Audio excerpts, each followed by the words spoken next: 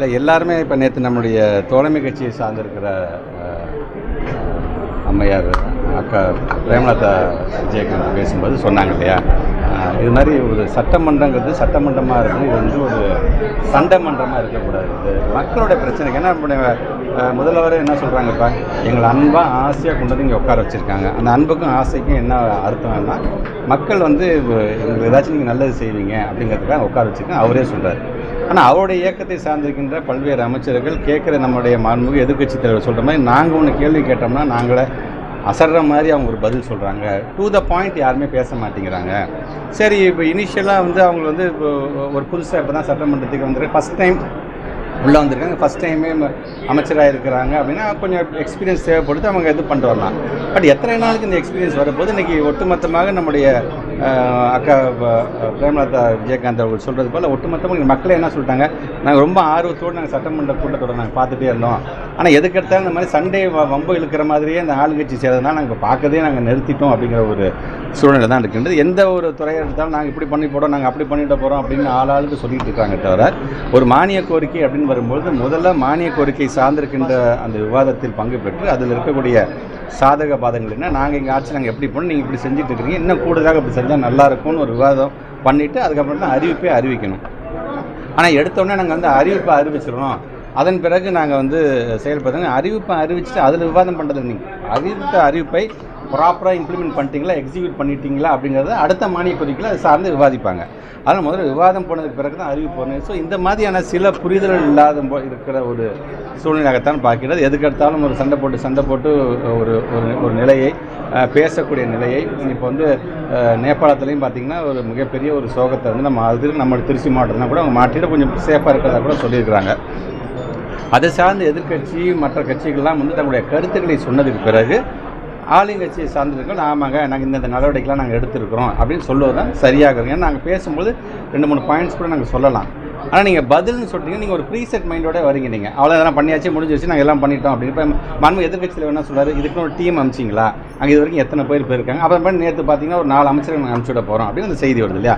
So இது ஒரு ஆக்கப்பூர்வமான, முதல்ல நம்முடைய மக்களுடைய உயிரை காக்க வேண்டும், மாநிலத்தினுடைய உரிமைகளை காக்க வேண்டும் என்பதற்காக எடுத்து வைக்கக்கூடிய விவாதத்துக்கு தகுந்தாப்பில் அவங்க பதில் சொன்னால் அது சரியாக இருக்குமே தவிர ஒரு விதண்டாவாதமாக நம்முடைய மாண்புக்கு எதிர்கட்சி துணைத் தலைவரான நேரன் சொல்கிற மாதிரி தங்களுடைய இருப்பை காட்டிக் கொள்வதற்காக இந்த மாதிரியான ஒரு செயல் அவங்க செய்கிறாங்க அப்படிங்கிறத அதை நான் பார்க்கணும். அதே மாதிரி ஆமாம், ஒட்டுமொத்தமாக ஒரு 3 அமைச்சர் 4 அமைச்சரோட அதை வந்து பேசணும். இட்ஸ் கலெக்டிவ் ரெஸ்பான்சிபிலிட்டி தான். அதாவது ஒரு கூட்டு பொறுப்பு, அமைச்சர் அப்படின்னு சொன்னால் ஒரு கூட்டு பொறுப்பு இருக்குது தான், இல்லைன்னு சொல்லலாம். ஆனால் சப்ஜெக்ட் நாலேஜ் அப்படின்னு பார்க்கும்போது அவங்களுக்கும் ஒரு துறை செயலாளர் வச்சுருக்கோம், அவங்களுக்கும் தனி பல்வேறு ஐஏஎஸ் ஆஃபீஸர்ஸ் இருக்காங்க, அவங்களுக்கு தனி ஹெச்ஓடி டிபார்ட்மெண்ட் இருக்குது. மற்ற அமைச்சர்கள் சொல்வதற்கு காட்டிலும் அந்த டிபார்ட்மெண்ட் அமைச்சர்கள் சொல்லும்போது தான் அது ஆத்தென்டிசிட்டி, அது வந்து ஒரு அதுக்கான ஒரு அக்னாலஜ்மெண்ட் வந்து ப்ராப்பராக இருக்குமே தவிர மற்றவங்களாம் போகிற போக்கில் சொல்லிட்டு போனால் நாளைக்கு அந்த துறையோட அமைச்சருக்கே அது பதில் சொல்லும்போது பிரச்சனை ஆகிடும். அப்போ என்னங்க இந்த மாதிரி ஒன்றும் இல்லை, கர்நாடகத்துக்கு வந்து முதலமைச்சர் வந்து போக போகிறாரு தண்ணி பிரச்சனை விஷயமா அப்படிங்கிறத ஒரு அமைச்சர் வந்து பேசிட்டாரு. அதுக்கப்புறம் இன்னொரு அமைச்சர் சொல்கிறா இல்லை அந்த மாதிரிலாம் கிடையாது, இன்னும் அந்த மாதிரிலாம் முடிவு எடுக்கங்கிறாங்க. இன்னொரு அமைச்சர் அது முதலமைச்சர் தான் முடிவு எடுப்பாருங்க. ஸோ இந்த கன்ஃபியூஷனுங்கிறது வந்து ஒட்டுமொத்தமாக எங்களோட டெல்டா விவசாயம் பெருமக்களை பொறுத்த வரைக்கும் ஏதோ நமக்கு தண்ணி வரப்போகுது, தண்ணி கொண்டு வர போகிறாங்க, பேச்சுவார்த்தை வரப்போது, என்னப்பா ஒரு அமைச்சர் ஒரு மாதிரி சொல்கிறாங்க, அப்போ முதலமைச்சரோட ஸ்டாண்டு என்னதான்ப்பாங்கிற ஒரு கன்ஃபியூஷன் ஏற்படுத்துது பார்த்தீங்களா. இதெல்லாம் ஒரு எக்ஸாம்பிளுக்கு சொல்கிறேன். அந்த மாதிரி இல்லாமல் அந்தந்த அமைச்சர் அந்தந்த பதிலை சொன்னால் அது சரியாக இருக்கும் அப்படின்னு தான் நாங்கள் சொல்கிறேன். தலித்து மக்களுக்கு போதிய அங்கீகாரமும் தகுதியும் திமுக வரைக்கும் கிடைக்கலன்னு சொல்லி வன்னியரசு ரொம்ப சங்கடமாக இருக்குது. ஏன்னா தேர்தலுக்கு முன்பு இப்போ இருக்க மாண்புமிகு அமைச்சர் வன்னியரசு அவர்கள் வந்து டிஎம்கேக்கும் டிவிகேக்கும் இருக்கக்கூடிய இந்த தேர்தலை நான் எப்படி பார்க்குறேன்னா சூப்பர் ஸ்டாருக்கும் பவர் ஸ்டாருக்கும் நடக்கிற ஒரு தேர்தலாக பார்க்கணும்னு சொன்னவரே இவர் தான். ஆக ஒரு சமூக நீதி என்றால் என்ன, அது சார்ந்து எங்களுடைய ஆதிதிராவிடர் மக்களாக இருந்தாலும் சரி, ஒடுக்கப்பட்ட மக்கள் இவங்களுக்கான திராவிட முன்னேற்றம் எப்படி நின்னது அப்படிங்கிறது பட்டியலிட்டு அவரே சொல்லி இதற்கெல்லாம் காரணம் யார் தெரியுமா, திராவிட முன்னேற்ற கழகம், அதனால தான் நாங்கள் நெஞ்சு நிமிர்ந்து இருக்கிறோம் என்று சொன்னதும் அண்ணன் இதே வன்னியரசு அவர்கள் தான். ஆனால் சட்டமன்றத்துக்கு போனதுக்கு பிறகு அவர் பேசுறதை பார்க்கும்போது இவ்வளோ அப்படியே எங்களுக்கு எல்லாம் சங்கடமாக இருக்கின்றது. இன்னும் சொல்லணும்னா ஒரு நீல சாயம் வெளுத்து போச்சு டும் சொல்கிற மாதிரி அவர் நின்று பேச வேண்டிய அந்த மனுஷன் எங்களுக்கு நன்றி சொல்லிவிட்டு இதே வழியில் நாங்கள் அடுத்த கட்டமாக இன்னும் எங்களுடைய மக்களை வந்து நாங்கள் வந்து இழுத்து செல்வதற்கான பட்டியலின மக்களை மேலே இழுத்து செல்வதற்கு பல திட்டங்களை கொண்டு வருவோம்னு சொன்னால் அது ஆக்கப்பூர்வமாக இருக்கும். நாங்களும் பாராட்டும், அவங்களும் பாராட்டும். இதனால் பயன்பெற போகிறது பட்டியலின மக்களாக. ஆனால் அவங்க அதை மாறிட்டேங்கிறதுக்காக, சட்டையை மாற்றிட்டேங்கிறதுக்காக அவங்களோட கருத்துக்களை மாற்றுவது என்பது ஒரு சங்க வருத்தத்துக்குரியதாகத்தான். லஞ்சம் கொடுத்ததான் வந்து அமைச்சர் மரியவசன் பேசியிருந்தார். நீங்கள் முதல்ல அவர் தான் விசாரிக்கணும். அந்த கருத்துலேருந்து மாறி நான் கொடுக்கல, நான் சாட்சி தான் சொல்லி இல்லை, இது ஆரம்பத்துலேருந்தே அவங்க எல்லாருமே பார்த்தீங்கன்னா அவங்களோட ஸ்டாண்டே பார்த்தீங்கன்னா ஒரு தடவை ஒரு கருத்தை சொல்கிறாங்க, அதுக்கப்புறம் அதே கருத்தை மாற்றி சொல்லுவாங்க. இது அண்ணன் வடிவேலு காமெடியில் வர மாதிரி தான். ஆட்டை திருடதை பார்த்தேன்னு சொல்லலை, ஆட்டை திருடனை பார்த்த மாதிரி இருந்துச்சு அப்படின்னு சொல்கிறார். பார்த்தீங்கன்னா அந்த மாதிரி ஒரு நிலையத்தான் வந்து அவர் எடுத்துருக்காதான் நான் பார்க்குறேன். நான் ஒரு சட்டமன்றத்தில் நின்று பேசும்பொழுது பார்த்திங்கன்னா நம்ம வந்து டிஃபமேஷன் வழக்கு, ஒரு மானநஷ்ட வழக்கு போட முடியாது. ஏன்னா இது வந்து ப்ரிவிலேஜ் மோஷனுக்கு நம்ம என்ன கொண்டு போகலாம். ஏன்னா சட்டமன்றத்தில் நின்று ஒருத்தர் ஒரு கருத்தை சொல்லுகிறாருன்னு சொன்னால் அதுக்கு பொறுப்பு அவர் தான் ஏற்றுக்கொள்ளணும். சும்மா போகிற போக்கெல்லாம் சொல்லிட்டு போக முடியாது. ஏன்னா அது இன்னும் அவை குறிப்பில் இருக்கின்றது. அந்த அவை குறிப்பில் அதை நீக்காமல் வைத்திருக்கிறோம், அது காரணமும் உண்டு அதுக்கு. ஸோ அப்படி சொல்கிறவர் அவர் தான் அதை வந்து நிரூபிக்க வேண்டும் என்று தான் கேட்கிறேன். சார், மேகதாது விவகாரத்தில் வந்து அனைத்து கட்சி கூட்டத்துக்கு ஏன் கூட்டுறதுக்கு மாநில அரசு தெரியல எனக்கு. அதாவது இப்போ வந்து இப்போ டீலிமிட்டேஷன் பொறுத்த வரைக்கும் எல்லாருமே ஒத்த கருத்தில் தான் இருக்கும். அதுக்கு அனைத்து கட்சிங்கிறது தேவையே இல்லை ஃபர்ஸ்ட் ஆஃப் ஆல். அதில் ஆனால் ஏற்கனவே அதுக்கான முன்னெடுப்பு எடுத்ததே திராவிட முன்னேற்ற கழகம் தான். எங்களுடைய இயக்க தலைவர் தான் அன்னைக்கு அதை எடுத்தது மட்டுமல்ல, சவுத் இந்தியாவை சார்ந்திருக்கக்கூடிய முக்கியமான முதலமைச்சர்கள், அதே மாதிரி நார்த் இந்தியாவை சார்ந்திருக்கின்ற முதலமைச்சர்கள், துணை முதலமைச்சர்கள், முக்கியமான தலைவர்கள்லாம் வச்சு அன்னைக்கு அதுக்கான கருத்தை எடுத்து சொன்னது யாருன்னு பார்த்தீங்கன்னா அந்த கூட்டத்தில் நம்முடைய மாண்புமிகு எதிர்க்கட்சி தலைவர் உதயநிதி ஸ்டாலின் அவர்கள் தான் அந்த கருத்தை எடுத்து சொல்லுவோம். எதுக்காக நம்ம இந்த டீலிமிட்டேஷன் பற்றி பேசுவோம், அது எல்லாரும் ஒத்த கருத்தில் தான் இருக்கிறோம்.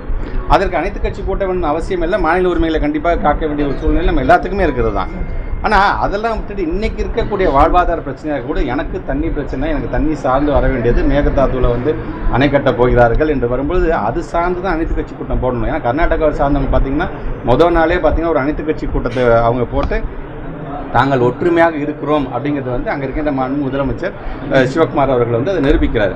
அந்த ஒற்றுமையை இங்கே காட்ட வேண்டும். அப்படி காமிச்சாதான் அங்கே இருக்கிறவர்களுக்கு என்னன்னா, ஆமாப்பா தமிழ்நாட்டில் ஒரு பெரிய ஸ்டாண்டப், எல்லாரும் பாருங்கப்பா கட்சியெல்லாம் மறந்து இதில் ஒன்றா நிற்கிறாங்கப்பா, அப்போ ரொம்ப சென்சிட்டிவானதுன்னு அங்கே இருக்கிற மக்களையும் உணர்வு வைக்கக்கூடிய ஒரு சூழ்நிலை. ஆனால் அதை நம்ம மிஸ் பண்ணிட்டோம் அப்படின்னு நான் பார்க்குறேன். PM ஸ்ரீ திட்டத்தை பொறுத்த வரைக்கும் நீங்கள் இருந்த வரைக்கும் பணம் கேட்டுகிட்டே இருந்தீங்க. தர்மேந்திர பிரதான் ராஜினாமா பண்ணதுக்கப்புறம் இவங்க எதுவுமே ஸ்டெப் எடுத்த மாதிரி தெரியல. கிட்டத்தட்ட 5109 கோடி ரூபாய், கிட்டத்தட்ட ஆல்மோஸ்ட் ஒரு 3 வருஷத்தோட பாக்கி பணம், பள்ளி மாணவர்கள் சார்ந்து வர வேண்டிய பணம் இன்னும் வரல. மானிய கோரிக்கையில் பேசிய அமைச்சர், ஏன்னா பள்ளிக்கல்வித்துறைங்கிறது ரொம்ப சென்சிட்டிவான மேட்டர், ரொம்ப பெரிய டிபார்ட்மெண்ட். ஆனால் பள்ளிக்கல்வித்துறையும் அவர் தான் வச்சுருக்கிறாரு, DIPR சார்ந்தும் அவர் தான் வைத்திருக்கிறாரு, ஆர்கியாலஜிக்கல் சார்ந்து அவர் தான் வச்சுருக்கு. கிட்டத்தட்ட 3 போர்ட்ஃபோலியோ வைத்தது மட்டும் இல்லாமல் மற்ற டிபார்ட்மெண்ட்டுக்கு சார்ந்து அவர் தான் வந்து அப்போ சில நேரத்தை செஞ்சு அவர் வந்து பதில் சொல்லிட்டு இருக்காரு. ஆனால் இதில் ரொம்ப ஃபோக்கஸ்டாக இருக்கும். நம்ம ஏமாந்துடக்கூடாது, நம்மளுடைய கொள்கைகளை நம்ம விட்டு கொடுத்துடக்கூடாது. அதே நேரத்தில் நமக்கு வர வேண்டிய பணத்தை நாம் வந்து பெற வேண்டிய அந்த முயற்சியில் தர்மேந்திர பிரதான் வீட்டுக்கே நேரடியாக போயிருக்கேன். நாடாளுமன்றத்தை எல்லா MPஸையும் அழைச்சிட்டு போய் நானே சந்தித்து அவரையும் பார்த்து பேசியிருக்கேன். அன்றைக்கி எதிர்க்கட்சி தலைவர் ராகுல் காந்தி அவர்களும் நேரடியாக சந்தித்து இதோடைய பாதகம் என்ன, இந்த பணம் கிடைக்கலன்னா எத்தனை பிள்ளைங்க இதனால் வந்து பாதிக்கப்படுவார்கள், ஏறத்தாழ 32,000க்கும் மேற்பட்டிருக்கிற ஆசிரியர்களுக்கு மாதம் சம்பளம் கொடுக்குறதே வந்து இந்த பணத்து மூலமாக தான் நம்ம கொடுக்குறோன்னு சொல்லியிருக்கிறோம். 40 லட்சம் மாணவ செல்வங்களுடைய எதிர்காலம் இருக்குது, எல்லாம் சொல்லிட்டோம்.